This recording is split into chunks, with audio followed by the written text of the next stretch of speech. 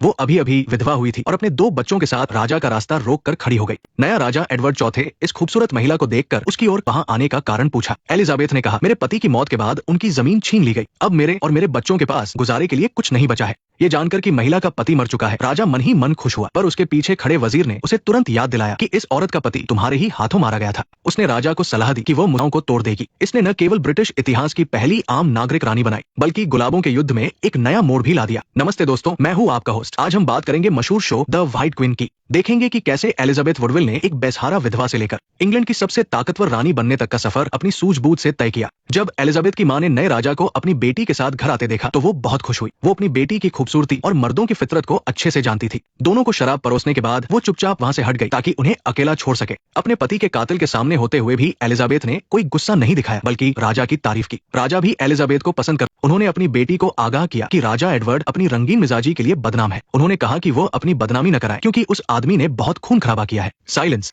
लेकिन उसकी मां को पूरा भरोसा था कि उनकी बेटी राजा का दिल जीत लेगी। अगले दिन एलिजाबेथ पेड़ के नीचे उसका इंतजार करने लगी और एडवर्ड वहां पहुंच गया। उसे लगा कि एलरानी रस्म के जरिए उसका भविष्य बताया। उसने भविष्यवाणी की कि एलिजाबेथ का रास्ता उसे बड़ी सत्ता तक ले जाएगा। जल्द ही एलिजाबेथ को एक और मौका मिला। पुराने राजा के समर्थकों को खत्म करने के लिए एडवर्ड को और सैनिकों की जरूरत थी। जब उनके परिवार में इस पर चर्चा हुई तो घर के मर्द मना करना चाहते थे, लेकिन मां ने उन्हें मना लिया कि हमें राजा का साथ देना चाहिए। अगर वो जीता तो हमारा भला होगा, और अगर हारा तो कोई हमें याद नहीं रखेगा। Silence, silence, silence, silence. मां जानती थी कि उनकी असली ताकत मैदान में दोबारा मिलवाना चाहती थी। जब वे दोबारा मिले तो एडवर्ड अपना सारा पुराना गुस्सा भूल गया। अब उसके दिल में एलिजाबेथ के लिए सिर्फ प्यार और उसे पाने की तड़प थी। उसने कहा कि वो उसके बिना जंग नहीं लड़ पाएगा। उसने एलिजाबेथ को अपनी पत्नी बनाने का फैसला कर लिया। साइलेंस। एडवर्ड के शादी के प्रस्ताव ने एलिजाबेथ को चौंका दिया। उसने सोचा नहीं था कि राजा उसे पाने के लिए इस हद तक जाएगा। अगले ही दिन सुबह वे चर्च पहुंचे और अपनी मां की मौजूदगी में राजा एडवर्ड और एलिजाबेथ ने क्वेटा की देखरेख में पूरा परिवार इस शानदार समारोह के लिए रवाना हो गया। लेकिन वहां उसका स्वागत फूलों से नहीं, बल्कि उसकी सास की कड़वाहट से हुआ। रानी सिसिली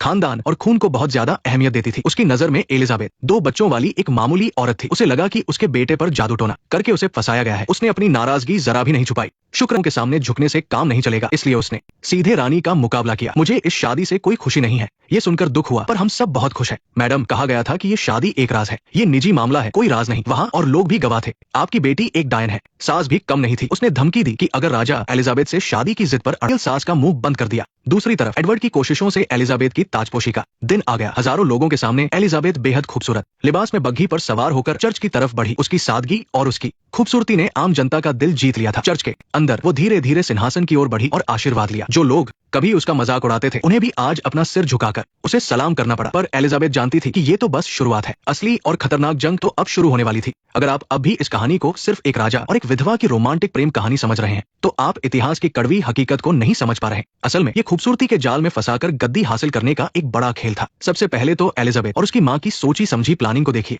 एलिजाबेथ का पति तो जंग की शुरुआत में ही मारा गया था और उसकी जमीन पर भी नए राजा का कब्जा हो गया था। उसने पहले मदद क्यों नहीं मांगी? जंग खत्म होने का इंतजार क्यों किया? पहली वजह ये कि वो सही समय जानती थी। हमने जाना सबसे सही फैसला था। एलिजाबेथ जानती थी कि अगर जंग पूरी तरह खत्म हो गई और राजा दिमाग से सोचने लगा तो वो सिर्फ एक दुश्मन की विधवा रह जाएगी। पर इस माहौल में वो राजा के लिए सबसे आकर्षक शिकार बन गई थी। तीसरी वजह थी मर्दों की कमजोरी को समझना। एलिजाबेथ ने 2 बार एडवर्ड को मना किया और खुदकुशी तक की धमकी दी। क्या ये सिर्फ इज्जत के लिए था? राजनीति में तो उसने वॉरिक को ये बताया कि अब वो किसी के इशारे पर नहीं चलेगा। शुरुआत में एडवर्ड सिर्फ नाम का राजा था, असली ताकत तो वॉरिक के पास थी। फ्रांस में शादी का प्लान एडवर्ड को अपने बस में रखने की एक चाल थी, पर एडवर्ड ने इस शादी से वॉरिक के सारे प्लान मिट्टी में मिला दिए। उसने साफ कर दिया कि तुमने मुझे अपने साथ मिलाना। एलिजाबेथ का परिवार दुश्मन गुट का था। आम रईसों के लिए वे गद्दार थे, पर एडवर्ड के लिए वे एकता का जरिया थे। उसने दुश्मन की विधवा से शादी करके ये संदेश दिया कि अगर तुम मेरे वफादार बनो तो मैं पुरानी बातें भूल सकता हूँ। ये जंग जीतने से भी ज्यादा असरदार तरीका था। तीसरा मकसद था अपना खुद का एक वफादार गुट तैयार करना। लंदन के पुराने रईस सब वॉरिक के आदमी थे। एडवर्ड को ऐसे लोग चाहिए थे